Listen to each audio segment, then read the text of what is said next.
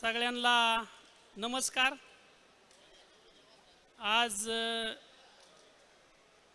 या ठिकाणी जी मीटिंग आयोजित केली त्या युवा संघटनेचं मी मनापासून कौतुक करतो। कारण का मीटिंगा होत्यात झाल्यात त्याच्यापेक्षा आज समोर युवा म्हणजे काय हे सगळ्यांनी दाखवून दिलं। त्याच्यामुळे वरिष्ठांना एकच विनंती आहे की युवांना कुठं कमी लेखू नका। त्या अनुषंगाने सगळ्यात महत्त्वाचं एक आपल्याला बैलगाडा शर्यत आपण सगळी मैदानात जातो, पण खरं तर वाईट ह्या गोष्टीचं वाटतं की ज्या माणसांनी 12-13 वर्ष ज्या संघटना म्हणजे हे क्षेत्र चालू करण्यासाठी ज्यांनी खस्त खाल्लं त्या लोकांना राजीनामा देण्याची वेळ येते। तर ही काय येते, ह्याचं मूळ कुठं आहे, कशा करता आली? त्यामुळे उदय दादा हा विषय सगळी जी येतात पेट्रोल डिझेल विलास पैलवान सगळ्यांनी त्याचं आत्मपरीक्षण करा की तुम्हा लोकांना विरोध का होतो किंवा लोकांनी का बोललं पाहिजे तसं, किंवा तुम्ही चांगली कामं कशातून केली काय केली। आणि आपण बी युवा वर्गाने ज्या ज्या वेळेस आपण जे खालनं सुचवतो जेजुरीत तिथं मीटिंग झाली त्यावेळेस गोट्या पैलवान कुठे आपल्या युवांच्या हिशोबानेच आबांनी निर्णय घेतला। हे बरोबर आहे का खोटं आहे?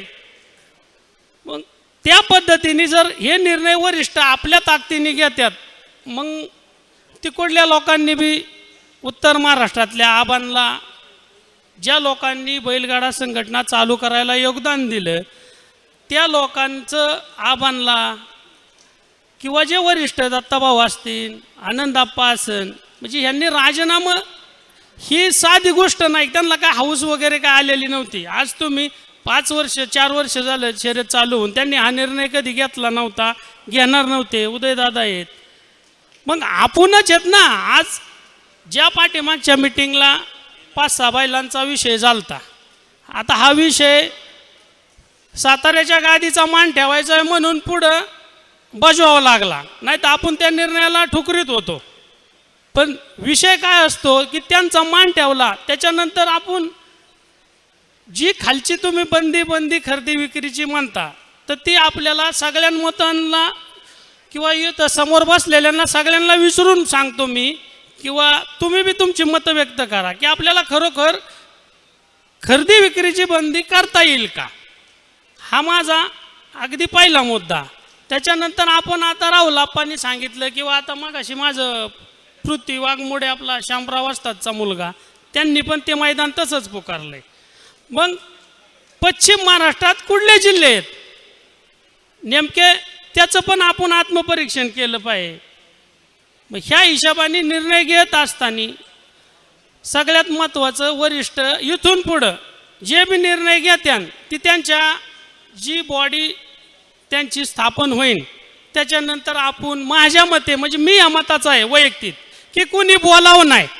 का होतं त्यांना 4 लोक वेगळे सांगतात 10 लोक वेगळे सांगतात। आज त्यांनी कालच मीटिंग झाली खाली ह्याला तळेगावच्या त्या भागात सगळी होती, तर त्या लोकांनी त्या मीटिंगमध्ये काय सांगितलं की ज्या वेळेस बैलगाडी शर्यत चालू करत असताना आपण त्या ठिकाणी की आपण देशव्यापी म्हणून एक आपली नुसतं महाराष्ट्र मर्यादित म्हणून पण बाकींच्यांचा पण विचार अंमलात घेऊन शर्यत चालू करायला सगळ्या जिल्ह्यातलं असन सगळीकडलं संघटन झालं, त्यामुळं शर्यत चालू झालेली। आता काहींना माहिती आहे काहींना माहिती नाही, मला बी पूर्ण माहिती आहे असं काय नाही। तात्या माझं म्हणणं काय की जे आपण आबाशी मी चर्चा केली की आबा हा निर्णय तुम्ही का घेतला, आबांचं म्हणणं एकच आलं की ठीक आहे माझ्या जोडीला विलास पैलवान होता, बरेच निकाल आम्ही योग्यरित्या चालू केले दिले, एखादा निर्णय चुकतो किंवा काय त्याच्यावर ट्रोल व्हायला लागलं।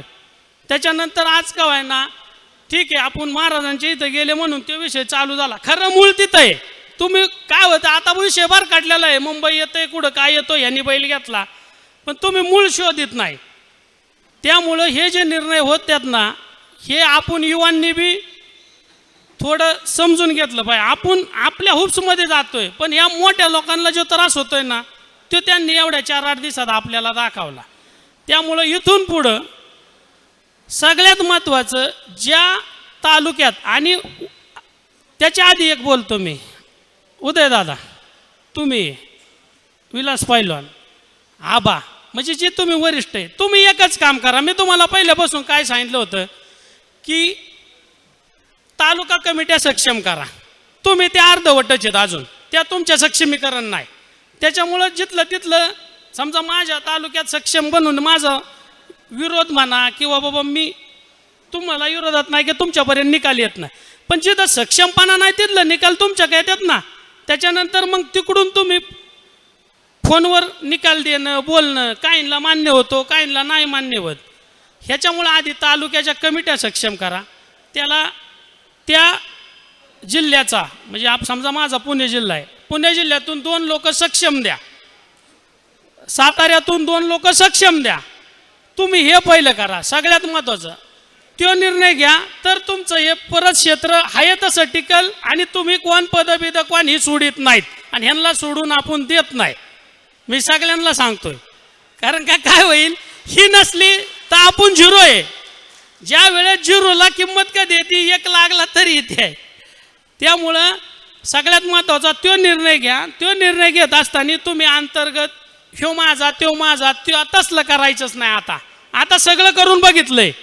आपल्या विचाराची द्या. आपल्या विचारातल्यांनी काय इथं आपल्या तुमच्या दिवस आणल्या ते सगळ्या महाराष्ट्राने बघितलं, आणि त्यातल्या त्यात पश्चिम महाराष्ट्राने जास्त बघितलंय. त्यामुळे ह्याच्यातून आणखी काय उद्रेक व्हायला नको, म्हणून सगळ्यात महत्त्वाचा तो मुद्दा करा. दुसरा विषय, 1 लाख रुपयाचं कंपल्सरी मैदान पडल, तिथं तुम्ही 5,000 रुपयाच्या कमी संघटनेला पावती घ्यायचीच नाही. हा माझा सगळ्यात मुद्दा. आणि त्या संघटनेतून जे म्हणजे आयोजकांकडून पैसे जमा होतात, त्या पैशाचं एखाद्या बैलाचा काय ॲक्सिडेंट होतोय, ड्रायव्हर लोकांच्या हान्या होत्यात, त्याच्यात ते तुम्ही पैसे त्याचा लेखाजोखा सगळा जी मुंबईवाली संघटना करते त्या पद्धतीने करा. आपण तीच आपल्याला मोठं म्हणतात, आणि आपण त्यांच्यापेक्षा दाखला भावायला चाललोय. ते कुठं झालं नाही पाहिजे. आणि सगळी बॉडी करत असताना सक्षमीकरण प्रत्येक जिल्ह्यातली विचार आचाराची सगळी लोक, ज्याला त्या क्षेत्रातलं कळतंय तीच त्या बॉडी उभी पाहिजेत. नाही तर उगा हा मोठा आहे, त्याला काय त्यांनी स्टंट केला म्हणून त्याला घ्यायचा, तशी मी 10 जण तयार करीन, तसलं होता कामा नाही संघटनेत बी. त्यामुळं विषय काय होतो, आता राहुल गोरेंनी 25,000 दिलं, ठीक आहे ना, ते संघटनेला जमा होते ना. आता यांचं नाव माझ्या लक्षात नाही, काका कदम आहे, त्यांचा बैल काल रेड झाला. ते म्हणते आज मी काय करू संघटनेसाठी दरवर्षी. त्यामुळं मी म्हणत नाही की राहुल गोरेंनी 25,000 कमिटीला पावती फाडाव, पण 5,000 रुपये पावती ही कंपल्सरी करा. जो नियम घालून दिलाय त्या नियमाला आधीर राहायचं. आणि बैलगाडा मालकांना एक सांगतो, समजा आता कराड तालुक्याचे अध्यक्ष उदयदादा आहेत, तुम्ही काय करता, जर उदयदादाचा निकाल चुकला ना, तुम्ही त्या आबाला नीलाच पाहिला फोन करायची काय गरज आहे, दुसरं मैदानच नाही का. मग त्यांचा खालीपणा होत नाही का त्या ठिकाणी त्या तालुका अध्यक्षाचा. मग हे वर निकाल जे जाऊन खरा वाद आणि खरं सगळ्या संघटनेचं गालबोट ह्या निकालावरून कुणी कुणाचं ऐकायचं नाही त्याच्यावरून होतंय.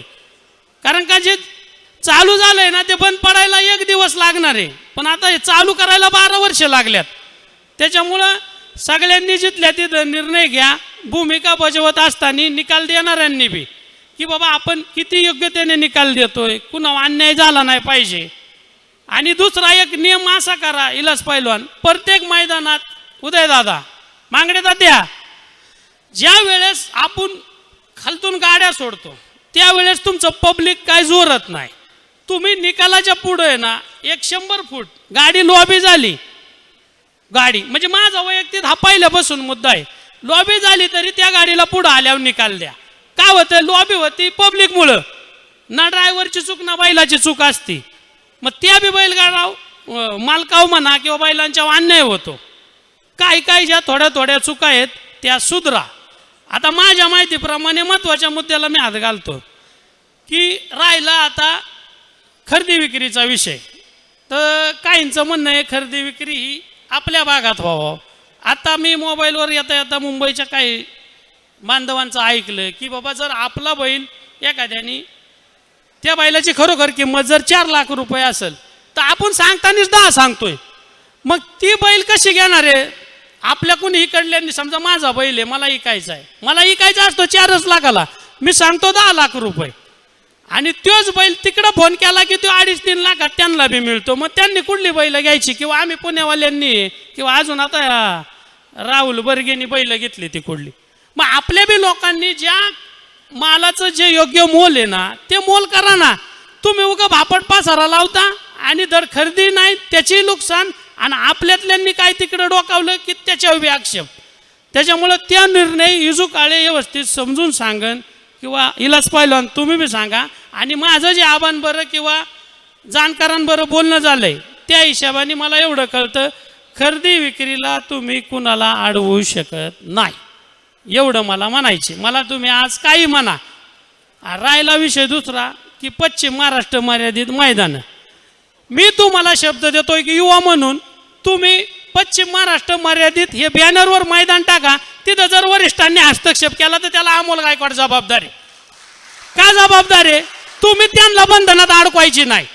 आता ते राहुल आप्पांनी त्याच्यात ऍक्टिव्ह केलंय ना, उद्या तुम्ही मी वडकीत मैदान घेईन माझ्यात ऍक्टिव्ह करीन. त्यामुळं तुम्ही ती एक टीप करा की बाबा आणि नाहीतरी ते केल्याशिवाय पर्याय बी नाही. पेडगावला एका पावतीने 1000 नोंद झाली, 250 गाडी आपली शिल्लक राहिलेली होती पळायची. मग गाड्या तुम्ही पळवणार किती आहेत? खालची जर उराव 300 आली आपल्या किंवा अजून कोण आलं, मग आपण आपल्यातली 500 बैल थांबणारच आहे ना, 500 बैलगाडा मालक.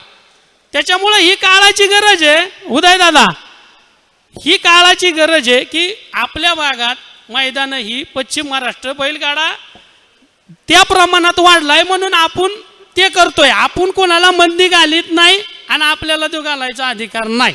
हा, जो आरेराव करीन जो काय करीन ना त्याला आयोजक सक्षम आहेत.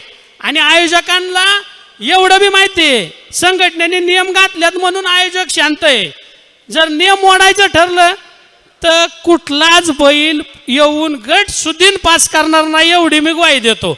सगळी जे सातारा शेकडीत जेवढं नियम आहेत आणि सातारा छकडीवाली जे करू शकतात ते कुणी करू शकत नाही. त्याच्यामुळं आयोजकांनी बी त्या पद्धतीने मैदानं घ्या. फक्त मैदानं घेत असताना मैदानं ज्या नियमवालीनी जाहीर झालंय, पट्टी आसन चिठ्ठी आसन किंवा समालोचकांनी बी ध्यान देणं ही तुमची जबाबदारी आहे सगळ्यांची. त्यामुळं ही वातांबळ्या ज्या वाढत चालल्यात त्या कुठंतरी थांबवा. सगळ्यात आधी दादा तुम्ही तालुका कमिट्या सक्षम करण्यासाठी वेळ द्या. सगळं जिथल्या तिथं होतंय, तुमच्या लोड नाही ना आला. मग इलाज पाहिला ना असा करतो, इलाज पाहिला ना काय त्याच्या पोराला इस्टेट कमवायसाठी करतोय का? तसं त्याने कुणासाठी केलंय? समाजासाठीच केलंय ना. मग ज्याचं चांगलं केलं तो कधी बोलला का? नाही इलाज पाहिला चांगलं केलं. ज्यांनी जी चुकली किंवा चूक होते आहे तेच त्याचं पुढं येतंय नशिबी. त्यामुळं आपण सगळ्यांच्या वतीने आबांना, दत्ता गायकवाड, आनंद आप्पा, उदयदादा, इलास पैलवान सगळी म्हणजे मला आत्मविश्वास म्हणून सांगतोय यांचं राजीनामा होत नाहीत. आणि जर खरोखर झालं तर आपली बैलगाडा शर्यत टिकूच शकत नाही. त्यामुळं तसलं काही करू नका.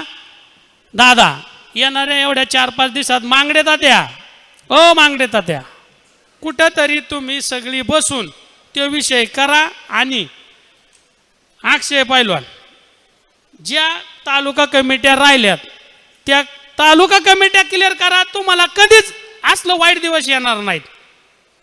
एवढंच मी सांगतो. काय चुकलं वाकलं असेल माफ करा. धन्यवाद.